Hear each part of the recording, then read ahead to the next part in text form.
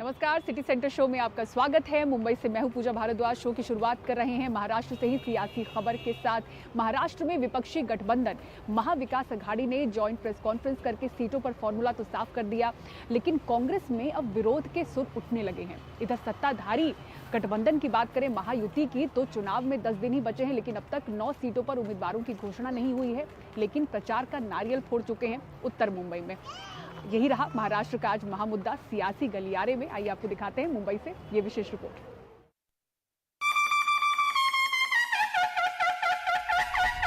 जमलेल्या माझ्या तमाम हिंदू बांधवांनो,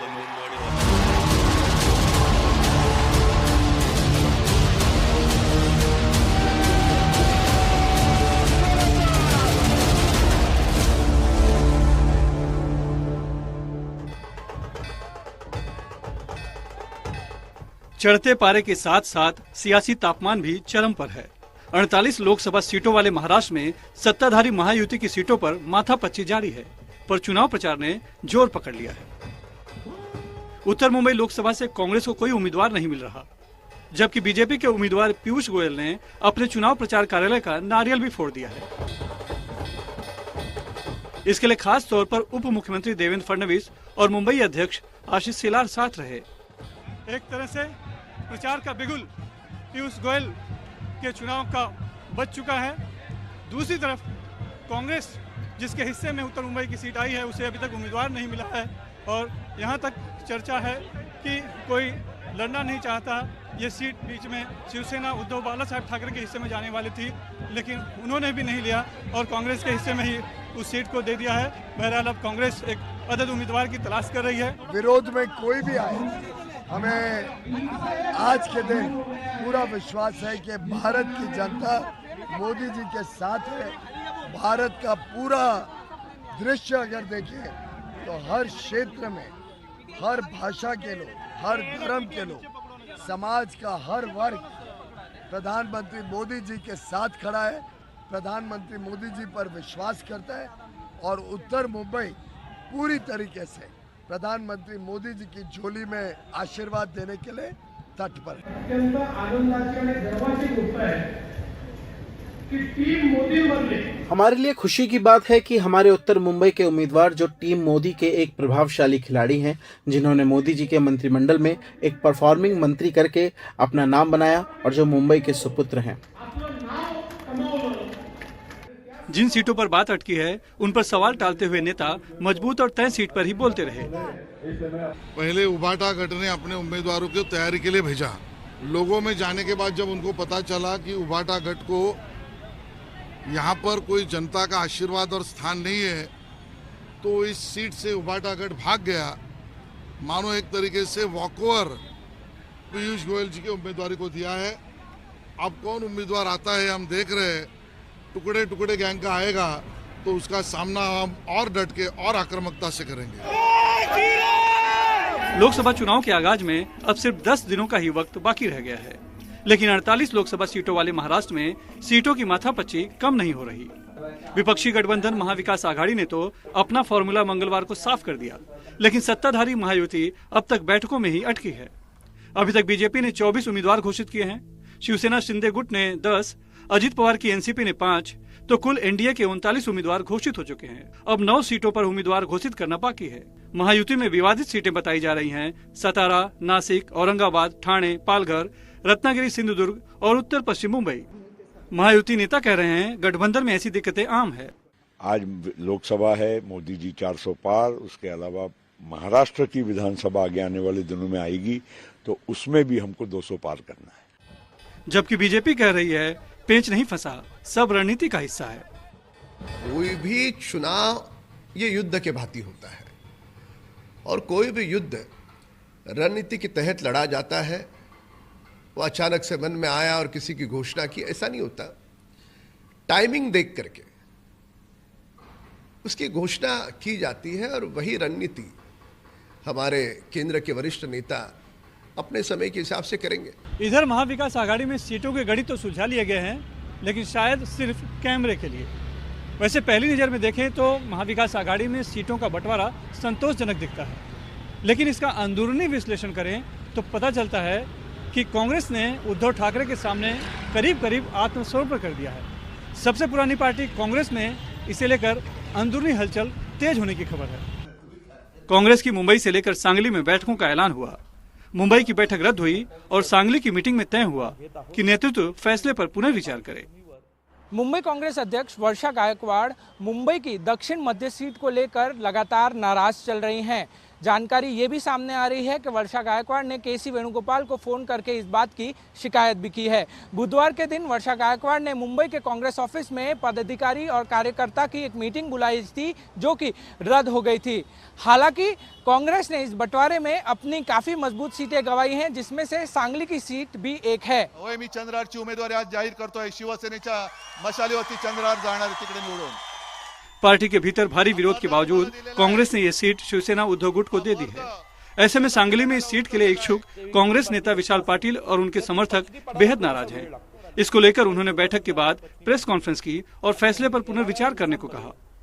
आणि याच्यासाठी महाविकास आघाड़ी को सांगली सीट पर पुनर्विचार करना चाहिए और सांगली जिले की वास्तविकता की जानकारी लेकर ये सीट कांग्रेस को देने के संबंध में विचार करे, ये हमारी मांग है। अशी आमची एक नम्र विनंती राहणार आहे। एक तरफ विपक्षी गठबंधन में सीटों का बंटवारा फाइनल होने के बाद सत्ता पक्ष पर दबाव है, तो दूसरी ओर सीटों पर फार्मूला साफ होने के बावजूद विपक्षी गठबंधन में शांति नहीं।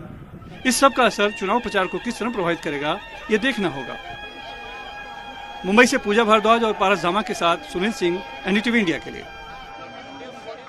और आर्थिक राजधानी मुंबई में मराठी में साइन बोर्ड नहीं लगाने वालों की अब खैर नहीं। अपने पुराने अभियान को सख्ती से लागू करवाने के लिए बीएमसी ने बड़ा आदेश जारी किया है और ये आदेश कुछ ऐसा है कि जिन दुकानदारों ने मराठी में साइन बोर्ड नहीं लगाया है, अब उनसे दोगुना प्रॉपर्टी टैक्स वसूला जाएगा। चुनाव से बिल्कुल पहले जारी ऐसे आदेश पर सवाल भी उठ रहे हैं। देखिए मुंबई से रिपोर्ट। आर्थिक राजधानी मुंबई में अब मराठी में साइन बोर्ड्स नहीं लगाने वालों की खैर नहीं।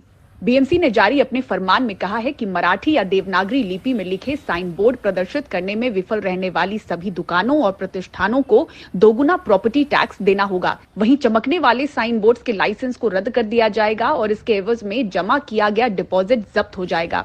1 मई से नए नियम लागू होंगे। दुकानों में देवनागरी लिपि में मराठी साइन बोर्ड लगाने के लिए सुप्रीम कोर्ट द्वारा निर्धारित समय सीमा 25 नवंबर 2023 को समाप्त हुई थी। इसके बाद बीएमसी ने 28 नवंबर 2023 से अनुपालन की जांच के लिए एक अभियान शुरू किया। 28 नवंबर 2023 से 31 मार्च 2024 के बीच कुल 87,047 दुकानों और प्रतिष्ठानों की जांच हुई, जिनमें से 84,007 यानी 96.96% मराठी साइन बोर्ड लगाए हुए पाए गए। बीएमसी ने मराठी भाषा या देवनागरी लिपि में साइन बोर्ड प्रदर्शित नहीं करने के लिए 3040 दुकानों और प्रतिष्ठानों को कानूनी नोटिस जारी किया है। नियम न पालन करने वालों पर डबल प्रॉपर्टी टैक्स और लाइसेंस रद्द होने की तलवार लटक रही है। कुछ दुकानदारों को ये आदेश चुनावी लग रहा है। ये सरकार की मनमानी है। इलेक्शन आते आते ये सब थोप रहे हैं पब्लिक के ऊपर। और ये डबल टैक्स करने का मतलब क्या है कि आम इंसान को तकलीफ देना। इंग्लिश बोर्ड नहीं रहेगा, उर्दू बोर्ड नहीं रहेगा, मराठी बोर्ड जरूरी है। ये गवर्नमेंट का ये जबरदस्ती है। नाम मराठी में भी होना जरूरी है, लेकिन डबल प्रॉपर्टी टैक्स ये कौन सा बात हुई? Property tax itself is so high. BMC पहले से इतना हैवी लगा रही है और उस पे डबल प्रॉपर्टी टैक्स मतलब ये तो पब्लिक को डराने का काम कर रही है। जहां तक उद्धव गुट शिवसेना कहती है कि अभियान तो जायज और पुराना है, लेकिन आदर्श चुनाव आचार संहिता लागू होते हुए आखिर ऐसा आदेश क्यों जारी हुआ?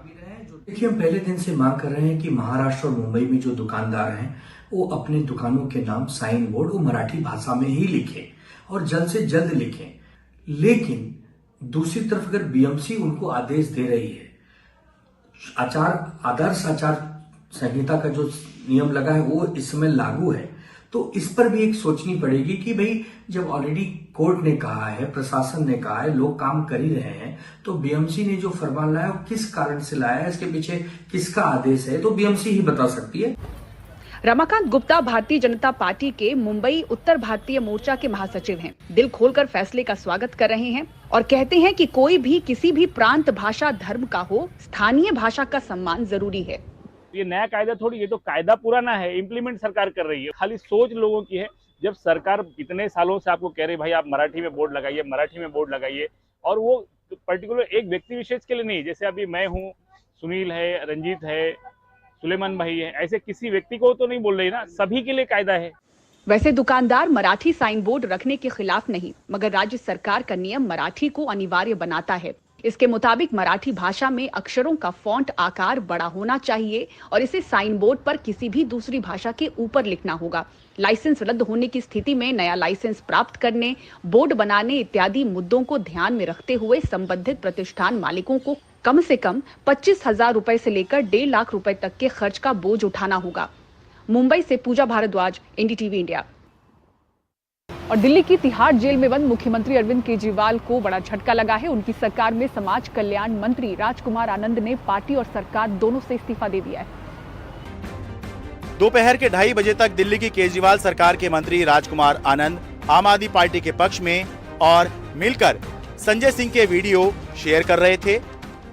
एक 3 बार के निर्वाचित मुख्यमंत्री से मिलना चाहते हैं, उनकी मुलाकात के लिए पहले जेल प्रशासन ने हमको टोकन नंबर अलॉट कर दिया कि आपको मुलाकात आज की तारीख में कराई जाएगी और फिर उस मुलाकात को कैंसिल कर दिया। लेकिन घंटे भर बाद उन्होंने पार्टी पर भ्रष्टाचार में डूबे होने और दलितों की अनदेखी करने का आरोप लगाया और सरकार और पार्टी के सभी पदों से इस्तीफा दे दिया। सर, आज आपने इस्तीफा दिया है, क्या कारण? देखिए, कारण ये है कि मैं राजनीति में मंत्री बना, जो भी बना आज बाबा साहेब डॉक्टर भीमराव अंबेडकर की वजह से बना और पे बैक टू सोसाइटी करने के लिए बना। दलितों की जब रिप्रेजेंटेशन की बात आती है तो जो पार्टी अगर उससे पीछे हटती है तो मुझे फिर वहां रहने का कोई औचित्य समझ नहीं आता, इसलिए मैंने क्या किसी पार्टी में आप जाएंगे? नहीं, मैं कहीं नहीं जाऊंगा। राजकुमार आनंद 2020 में पहली बार आम आदमी पार्टी के टिकट पर विधायक बने और नवंबर 2022 में उन्हें केजरीवाल ने अपनी सरकार में कैबिनेट मंत्री बनाया। नवंबर 2023 में राजकुमार आनंद के घर ईडी ने लगभग 22-23 घंटे तक छापा मारा था। आम आदमी पार्टी इसे झटके की बजाय बीजेपी पर हमला करने के मौके के तौर पर इस्तेमाल कर रही है। कितना बड़ा झटका आप इसको मान रहे हैं, खासतौर तब जब अरविंद केजरीवाल इस समय तिहाड़ में जेल में बंद हैं? देखिए, नुकसान तो है ये पार्टी का, और जब से अरविंद केजरीवाल जी को सम्मन नवंबर में आना शुरू हुआ, अरविंद जी हर बार यही कहते थे कि ये सम्मन जो है इनकी पूछताछ मकसद नहीं है। ईडी का मकसद है कि किसी तरीके से अरविंद केजरीवाल को गिरफ्तार करके जेल में डाला जाए और पीछे से पार्टी के विधायकों को तोड़ के इनकी पार्टी को क्रश किया जाए और पंजाब और दिल्ली की सरकार को गिराया जाए। आज वो बात साबित हो गई कि अरविंद जी के जाते ही आप देखिए हमारी पार्टी के विधायकों के यहाँ ईडी के इनकम टैक्स के छापे पड़ने शुरू हो गए, हमारे नेताओं के यहाँ छापे पड़ने शुरू हो गए, उनको सम्मान आने शुरू हो गए। इससे पहले अरविंद केजरीवाल के गिरफ्तार होने के बाद आम आदमी पार्टी के जालंधर से सांसद सुशील कुमार रिंकू और जालंधर वेस्ट के विधायक शीतल अंगुराल भी आम आदमी पार्टी से इस्तीफा देकर बीजेपी ज्वाइन कर चुके हैं। बेशक आम आदमी पार्टी ये दावा कर सकती है कि उसने जो कहा सो हुआ, लेकिन अहम नेताओं का या फिर ऊंचे पद पर बैठे हुए नेताओं का आम आदमी पार्टी छोड़कर जाना आम आदमी पार्टी की सेहत के लिए चिंता की बात जरूर है, और खासतौर से तब जब खुद मुख्यमंत्री अरविंद केजरीवाल, आम आदमी पार्टी के राष्ट्रीय संयोजक अरविंद केजरीवाल जेल में हैं। दिल्ली से अपने कैमरा सहयोगी मनोज ठाकुर के साथ मैं शरद शर्मा, एनडीटीवी मीडिया। और बाबा रामदेव की पतंजलि पर किस तरह से बरसा सुप्रीम कोर्ट और माफीनामा खारिज किया, दिखाएंगे आपको ये पूरी खबर एक ब्रेक के बाद। देखते रहिए सिटी सेंटर शो।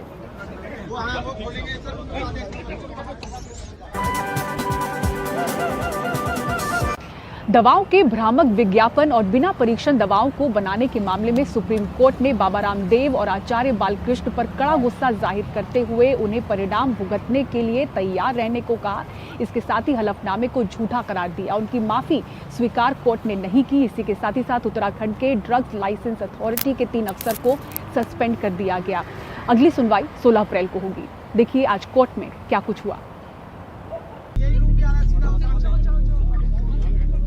भ्रामक दवाओं के विज्ञापन के मामले में बुधवार को बाबा रामदेव और पतंजलि आयुर्वेद के एमडी आचार्य बालकृष्ण एक बार फिर सुप्रीम कोर्ट में पेश हुए। उनके खिलाफ अदालत की अवमानना के मामले में सुनवाई चल रही है। कोर्ट ने उनका 6 अप्रैल का माफी का हलफनामा अस्वीकार करते हुए कहा कि वो हलफनामे में धोखाधड़ी कर रहे हैं। ये हलफनामा सिर्फ कागज का टुकड़ा है। हलफनामा दाखिल करने से पहले आपने मीडिया को लीक कर दिया। बाबा रामदेव ने हलफनामे में बिना शर्त माफी मांगी थी और कहा था कि ऐसी गलती दोबारा नहीं होगी, लेकिन कोर्ट ने कहा आपने अदालत की प्रक्रिया को बहुत हल्के में लिया है। जब आप अगले दिन दिल्ली आ गए तो इसे दाखिल करने की जरूरत क्या थी? हम इस केस में ज्यादा उदार नहीं होना चाहते। हम अंधे नहीं हैं। आप परिणाम भुगतने के लिए तैयार रहें। आप किस प्रकार की दवाएं लेकर आ रहे हैं? सुप्रीम कोर्ट ने केंद्र सरकार और उत्तराखंड सरकार की ड्रग्स लाइसेंसिंग अथॉरिटी को कड़ी फटकार लगाते हुए पूछा, आपने इनके खिलाफ क्या कार्रवाई की? केस क्यों दर्ज नहीं किया? सुप्रीम कोर्ट ने उत्तराखंड ड्रग्स लाइसेंसिंग अथॉरिटी के 3 अधिकारियों को सस्पेंड करने के लिए कहा और ज्वाइंट डायरेक्टर से कहा, आप घर बैठिए, आप डाकघर की तरह काम कर रहे हैं। इस पर ज्वाइंट डायरेक्टर की तरफ से कहा गया कि अब कार्रवाई होगी, केस दर्ज करेंगे। सुप्रीम कोर्ट ने कहा कि बात केवल पतंजलि आयुर्वेद की नहीं बल्कि भ्रामक विज्ञापन देने वाली सभी कंपनियों की है। आप माफी मांग रहे हैं, लेकिन जिन लोगों ने कोरोना के दौरान कोरोनिल दवा खाई उनका क्या? अब इस मामले की सुनवाई 16 अप्रैल को होगी और 16 अप्रैल को बाबा रामदेव और आचार्य बालकृष्ण को कोर्ट में पेश होना होगा। वहीं उत्तराखंड ड्रग्स लाइसेंसिंग अथॉरिटी के तमाम अधिकारियों को भी इस मामले में रिप्लाई फाइल करना होगा। सुप्रीम कोर्ट से अपने सहयोगी आशीष भार्गव और कैमरामैन संजय कौशिक के साथ मैं मुकेश सिंह सेंगर, एनडीटीवी इंडिया। और सिटी सेंटर शो में फिलहाल इतना ही। पूरी टीम को दीजिए इजाजत। खबरों के लिए देखते रहें एनडीटीवी इंडिया। नमस्कार।